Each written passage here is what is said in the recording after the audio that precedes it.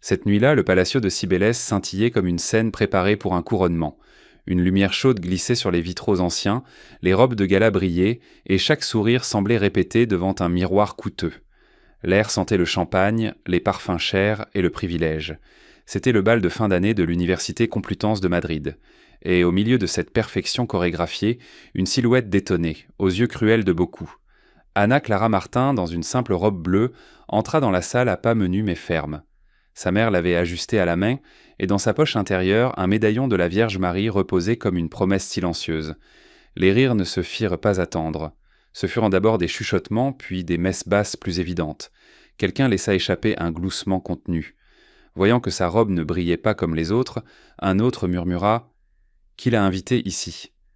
Il n'y avait pas besoin de réponse. La moquerie avait déjà fait son œuvre. Depuis une table au centre de la salle, Valentina Rojos observait avec l'assurance de celle qui a toujours été regardée. Vêtue d'un rouge vif, entourée de sa cour d'amis, elle se pencha vers l'une d'elles et lui chuchota quelque chose. Elles rirent toutes les trois à l'unisson, de ce rire aigu qui n'a pas besoin de mots pour blesser. Quand Anna passa à proximité, Valentina baissa la voix, mais juste assez pour qu'elle entende « On a enfin amené la chaise renforcée ». La phrase tomba comme une pierre au centre de la salle. Les rires se multiplièrent, dissimulés derrière les coupes de champagne. Elle ne répondit pas, redressa les épaules, inspira lentement et se dirigea vers le fond de la salle, cherchant l'ombre d'une colonne. Ce n'était pas la première fois qu'elle entendait de telles phrases, mais cette nuit-là, la douleur était plus vive. C'était sa cérémonie de remise des diplômes, c'était sa victoire et pourtant, on la transformait en spectacle. De l'autre côté de la salle, Miguel Torres, l'héritier le plus en vue de la soirée, observait en silence. Costume noir impeccable, cravate bleue discrète, regard calme, il ne participait pas au rire. Il n'en avait pas besoin. Quelque chose dans la façon dont Anna regardait le sol sans se rendre le fit détourner le regard des autres. Il n'avait pas encore dit un mot, mais son choix cette nuit-là changerait plus d'un destin. Le maître de cérémonie s'approcha de la scène avec un micro doré. L'orchestre interrompit le bruit de fond avec les premières notes de la valse. La tradition était claire. Miguel devait choisir la première partenaire de danse, un geste symbolique qui définissait la hiérarchie et le statut. Toute la salle se figea. Il savait que Valentina attendait ce moment depuis des années. La salle retint son souffle lorsque le maître de cérémonie annonça « Mesdames et messieurs, ouvrons le bal ». Valentina fit un demi-pas en avant, inclina son corps avec une élégance répétée et laissa sa main gauche libre prête pour la photo parfaite. Ses amis activèrent discrètement leurs caméras. C'était le scénario habituel. La reine de la salle couronnée par la valse. Mais Miguel ne regarda pas le rouge vif. Son regard traversa la salle en ligne droite et s'arrêta dans le coin où Anna tentait de se rendre invisible près de la colonne. Miguel s'avança sans hâte, avec ce calme qui impose le silence sans le demander. Les lumières, les verres, les chuchotements s'effacèrent devant son ombre. Il s'arrêta devant elle, fit une légère révérence et, d'une voix qui ne demandait pas la permission mais qui invitait, il demanda « Danses-tu avec moi ?» Le murmure se transforma en vague. Certains rirent nerveusement, d'autres par cruauté. Les mains d'Anna se mirent à trembler. Elle chercha le médaillon avec ses doigts, comme si, en touchant ce métal usé, elle pouvait trouver de l'air. Elle ne vit pas de pitié dans les yeux de Miguel. Elle y vit du respect. « Je ne sais pas bien danser, » murmura-t-elle. « Moi non plus, » répondit-il avec un calme désarmant. « Apprenons ensemble. » L'orchestre marqua une pause délicate, comme s'il attendait la décision. Alors Anna inspira profondément, cessa de fuir la lumière et posa sa main dans celle de Miguel. Un déclic sec, une multitude de flashs. Valentina serra la mâchoire. Elle dut tenir le bras de son amie pour qu'elle ne trébuche pas sur son propre talon. Les premières notes de la valse emplirent le palais de Cibélès. Les premiers pas furent non maladroits. Miguel ralentit le tour, accorda son corps au sien, força toute la salle à ralentir le rythme. L'orchestre mené par une chef qui ne se laissait pas décontenancer par les murmures augmenta à peine le volume, comme pour élever un plafond musical au-dessus d'eux deux. À une table voisine, un garçon imita moqueusement le mouvement d'Anna. D'autres rirent. Elle arrêta son pied une seconde. Non par honte, mais par dignité. « Je ne suis ni une blague ni un trophée, » dit-elle sans élever la voix. « Je sais, » répondit Miguel en gardant le rythme, « et c'est pourquoi tu es là. » Valentina, un verre à la main et un sourire couvert de venin, fit un pas sur la piste de danse. Quel geste noble, Miguel. C'est beau de faire la charité, même lors d'une si belle nuit. Elle laissa la phrase suspendue dans l'air, pour qu'elle blesse. Un silence gênant s'installa. Les téléphones portables étaient rebraqués. Les yeux se fixèrent d'un sur Anna, attendant la fissure, le recul, les larmes.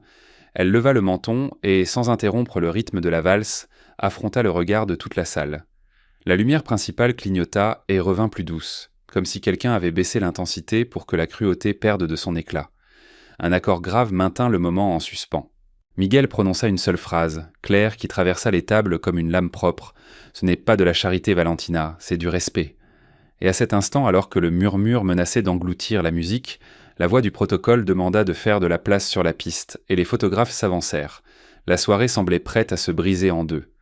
Si tu écoutes cette histoire, écris dans les commentaires de quelle ville tu nous accompagnes. C'est une histoire sur ce qui arrive après que le monde vous regarde, non pas pour applaudir, mais pour vous détruire en silence. Les jours qui suivirent ça, le bal ne furent pas un conte de fées.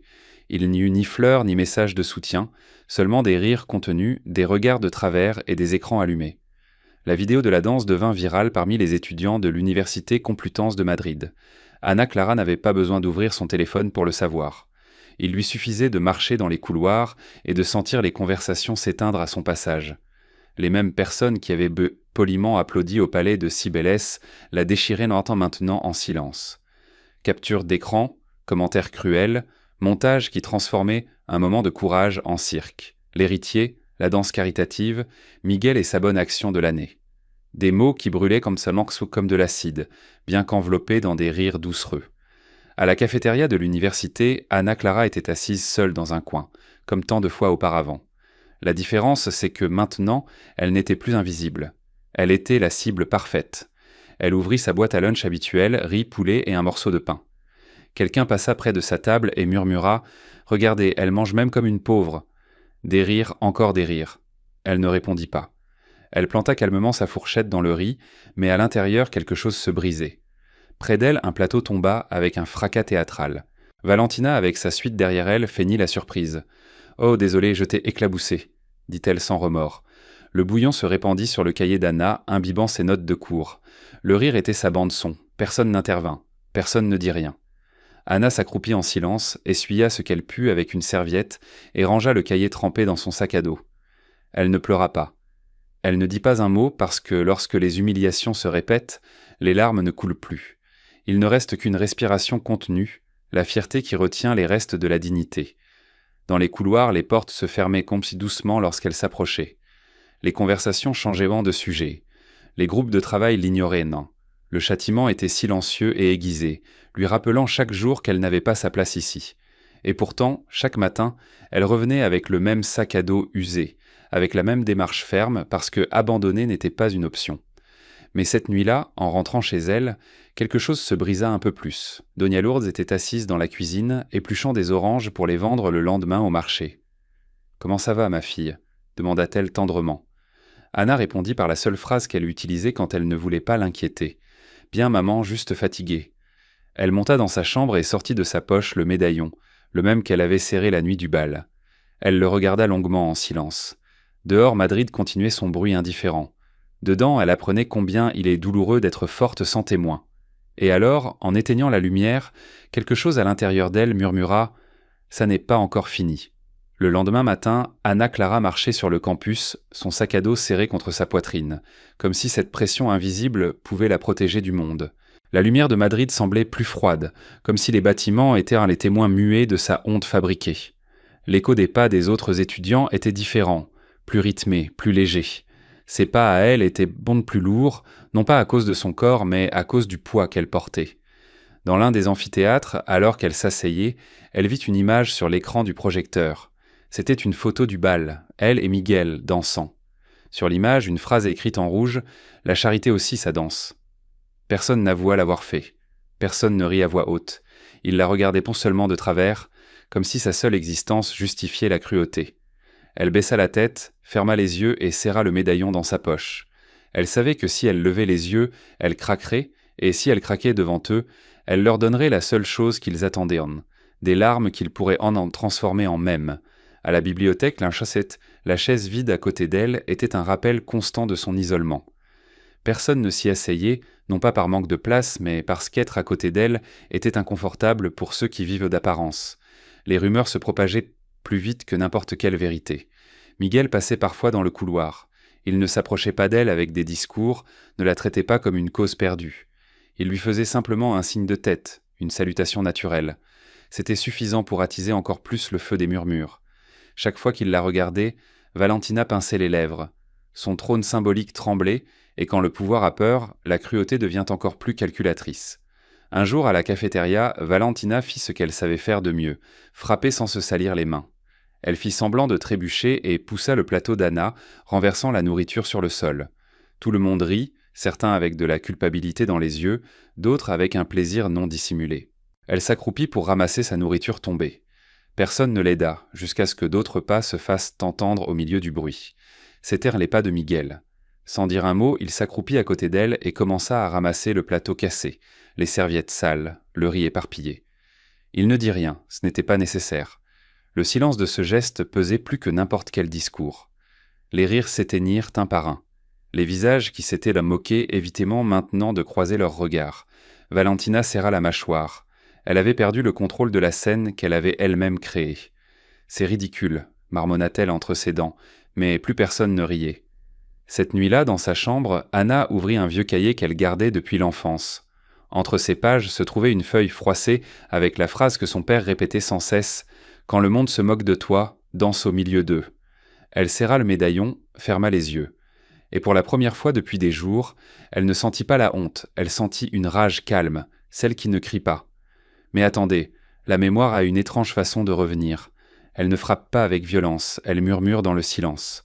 Cette nuit-là, quand la ville dormait et que le vent de Madrid effleurait la fenêtre de sa chambre, Anna Clara ouvrit une boîte en carton où elle gardait sa vie en morceaux, photos cornées, lettres usées et le médaillon qui était passé de main en main comme un petit testament familial.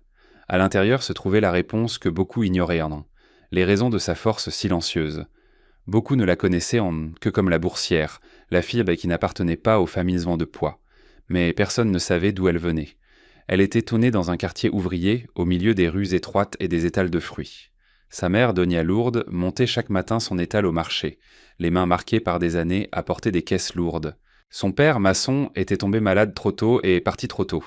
Il n'y avait pas de luxe chez Anna, mais il y avait de la dignité. Ça sentait le pain grillé le matin et de la vieille musique sortait de la radio de la cuisine. Il y avait des rires simples, des danses en chaussettes et des phrases qui se gravèrent dans la mémoire. « Quand le monde se moque de toi, danse au milieu d'eux », répétait son père, la soulevant par la taille et la faisant tournoyer sur le sol en ciment usé comme si c'était la salle de bal la plus élégante de Madrid. À 9 ans, Anna savait déjà compter le prix des oranges, rendre la monnaie, servir les clients. Pendant que d'autres enfants allèrent à des anniversaires avec des ballons et des gâteaux, elle aidait au marché, non par obligation mais par amour. Elle voyait dans les yeux de sa mère la lutte quotidienne pour tout faire tenir et dans ses propres yeux une détermination silencieuse. Elle ne laisserait pas ce combat être vain. Mais l'enfance n'avait pas été tendre. Son corps rond était une cible pour les moqueries dès les premiers jours d'école. Boule, phoque, celle du marché. Des mots qui s'incisaient et qu'elle transformait en force, en silence. Elle apprit à ne pleurer devant personne, à pleurer seule dans la salle de bain, à redresser le dos pendant qu'on la montrait du doigt. Son seul véritable refuge était la bibliothèque municipale. Là, parmi les livres d'histoire, de littérature et de science, elle découvrit un monde qui ne la jugeait pas sur sa forme, mais qui l'écoutait sans interruption. Elle étudiait la nuit, pendant que sa mère dormait, épuisée après le marché. Elle étudiait comme si son avenir en dépendait, parce qu'il en dépendait. Quand vint le moment de choisir une université, la Complutense était un rêve inaccessible, mais elle obtint une bourse. Non pas parce qu'on la lui avait donnée, elle l'avait gagnée par son travail, ses notes impeccables et des nuits entières sans sommeil. Quand Donia Lourdes reçut la lettre d'admission, elle serra Anna si fort que ses os en tremblèrent. « Rand si on silakalia sibar, on des zikra, tu vas changer notre histoire », lui dit-elle à travers les larmes. Le premier jour où Anna Clara franchit les portes de l'Université Complutense de Madrid, le monde entier sembla lui indiquer clairement sa place. Vêtements simples, chaussures confortables et un sac à dos hérité d'une cousine contrastaient avec les sacs de marque, les manteaux coûteux et les montres qui valaient plus que ce que sa mère gagnait en un an. Les yeux la scannéant, non par curiosité, mais avec ce jugement silencieux qui n'a pas besoin de mots pour blesser. Les premiers rires ne se firent pas attendre. Ce n'étaient pas des rires ouverts, mais des chuchotements entre les dents. Les noms n'étaient là pas nécessaires. Il suffisait d'un regard pour qu'elle comprenne que pour eux, elle était une étrangère. Mais Anna n'était pas là pour s'intégrer. Elle était là pour conquérir son avenir. Pendant que ses camarades allèrent dans les cafés et aux fêtes, elle travaillait aidant sa mère au marché. Pendant qu'ils voyageaient en l'été, elle passait ses vacances au milieu des caisses de fruits, des notes de cour et de l'odeur des oranges fraîchement épluchées. Et pourtant, elle ne s'est jamais plainte. Chaque examen réussi était une petite victoire contre le destin que d'autres avaient n'en décidé pour elle. Il y avait quelque chose que personne ne savait. Avant que Miguel ne la regarde au palais de Cibeles, leur chemin s'était recroisé une fois. Anna livrait des fruits au domaine familial des Thor en tant qu'assistante de sa mère. Elle avait 15 ans, lui 17. Pendant qu'elle déchargeait silencieusement les caisses, 2 ouvriers se moquèrent d'elle à cause de son poids. Miguel, alors adolescent, fut le seul à s'interposer. « Ici, personne n'humilie celui qui travaille. Si vous n'allez pas aider, écartez-vous. » C'était une phrase courte mais inoubliable pour elle. Ce jour-là, cachée derrière le camion d'oranges, elle écrivit sur un bout de papier « Quand le monde se moquera de moi, je danserai au milieu d'eux. » Elle ne le lui donna pas. Elle le laissa près de sa guitare, appuyé contre une chaise en bois. Elle pensait que le vent l'emporterait. Elle ne savait pas qu'il l'avait gardée. Les années passèrent et cette phrase resta enfouie sous des tonnes d'efforts, mais elle ne disparut pas. C'était son secret personnel. Un rappel qu'un jour, quelqu'un l'avait regardée non pas avec moquerie, mais avec respect. La nuit du gala, quand Miguel lui tendit la main, ce n'était pas un hasard. C'était l'écho de ce geste oublié de tous, sauf de lui. Anna Clara, assise dans la pénombre de sa chambre, caressa le médaillon qui pendait à son cou. C'était comme si son père lui murmurait encore de loin « Quand on se moque de toi, danse au milieu d'eux ». Et bien que les blessures soient fraîches fissent encore mal, au plus profond de sa poitrine, une force commençait à s'éveiller. Si tu écoutes cette histoire, écris dans les commentaires de quelle ville tu nous écoutes, car ce que tu vas entendre maintenant n'est pas juste un retournement de situation. C'est le moment où la vie change pour toujours. Plusieurs semaines passèrent après le gala. Le chuchotement n'était plus un écho lointain. C'était un bruit constant, comme une goutte insistante dans sa tête.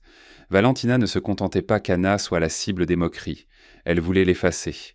Elle voulait que son nom disparaisse des couloirs, que son visage ne suscite plus aucun regard respectueux. Et la façon la plus cruelle de le faire était de la faire taire publiquement.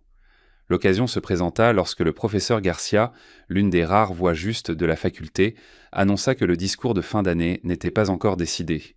Traditionnellement, Valentina était la candidate naturelle. Belle, riche, populaire.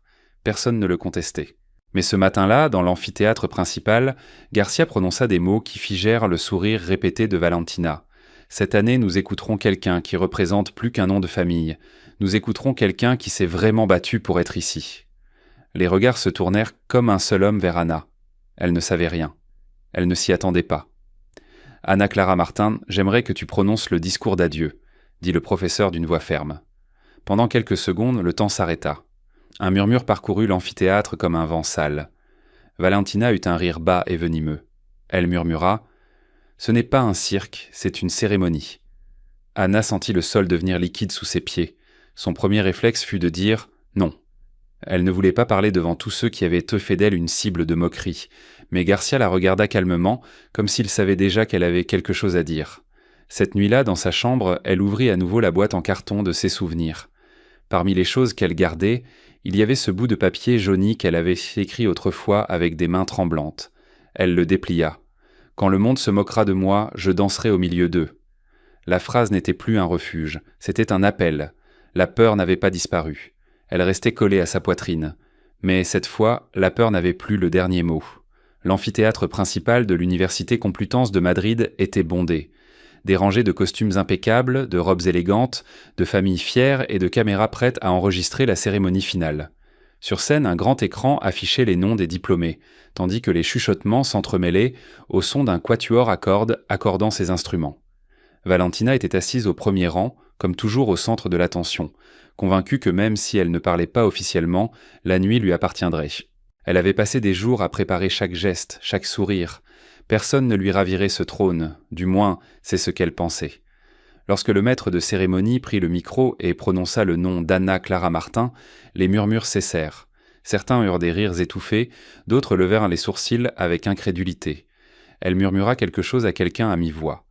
Elle sentit ce chuchotement lui planter 1000 aiguilles invisibles dans le dos, mais elle fit un pas, puis un autre.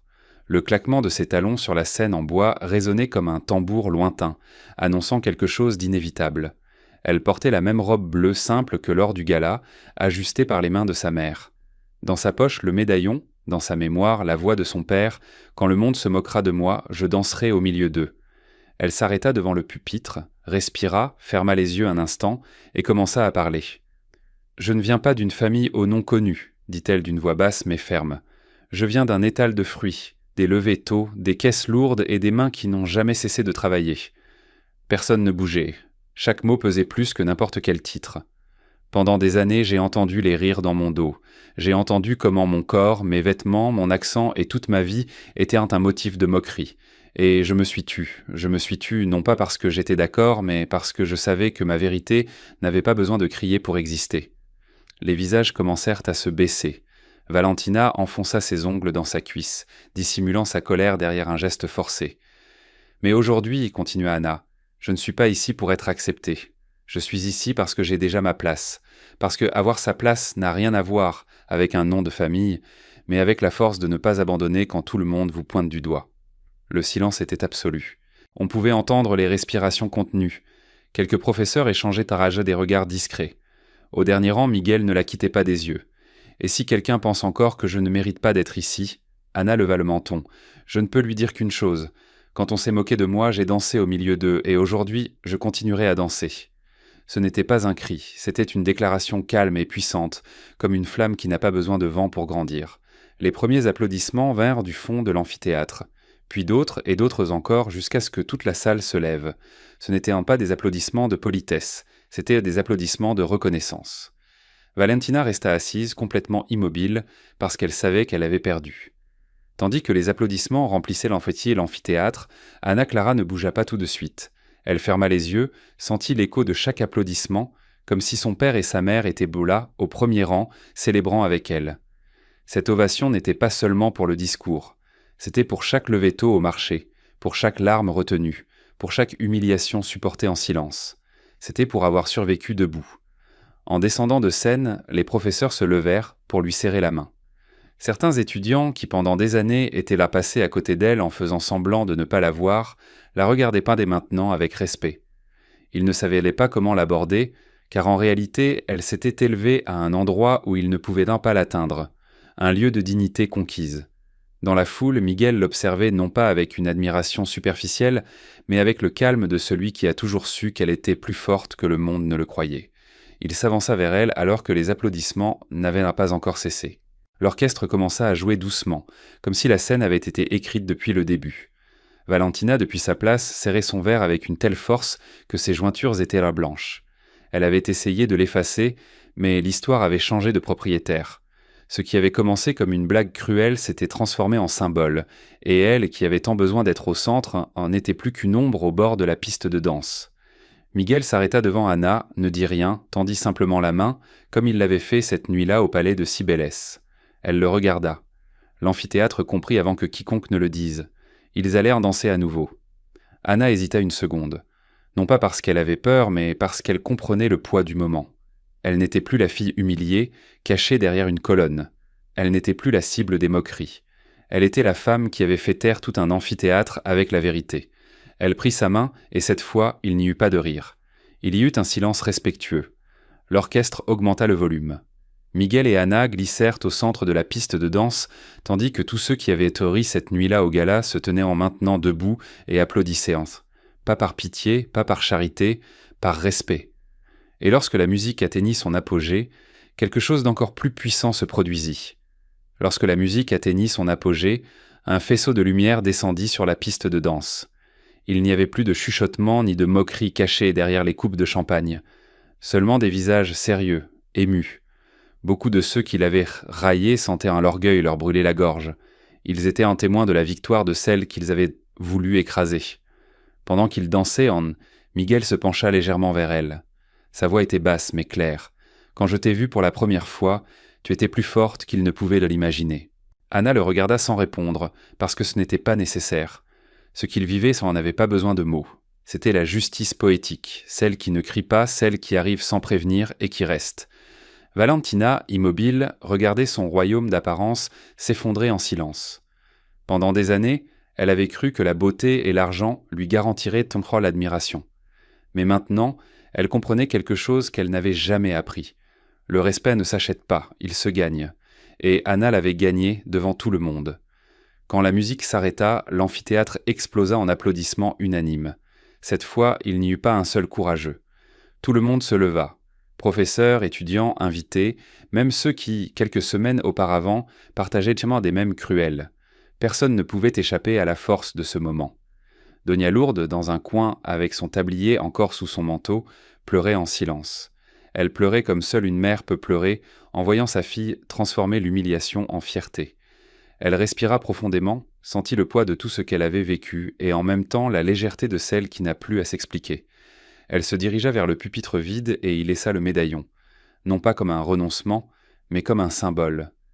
« Ce n'est pas la fin, dit-elle d'une voix calme, c'est le début de quelque chose de plus grand que moi. » Le public répondit par un silence respectueux, un silence qui, pour la première fois, ne faisait pas mal. C'était le silence du respect gagné, et non demandé. Ainsi la jeune fille qu'on avait autrefois raillée parce qu'elle portait une robe simple devint un nom que personne n'oublierait dans cette université. Quand le monde se moquait d'elle, elle dansait au milieu de tous. Et à la fin, le monde s'inclina devant elle. Si cette histoire a touché ton cœur, partage-la avec quelqu'un qui doit se souvenir que la dignité ne se demande pas, elle se conquiert. Et toi danserais-tu quand tout le monde se moque de toi ?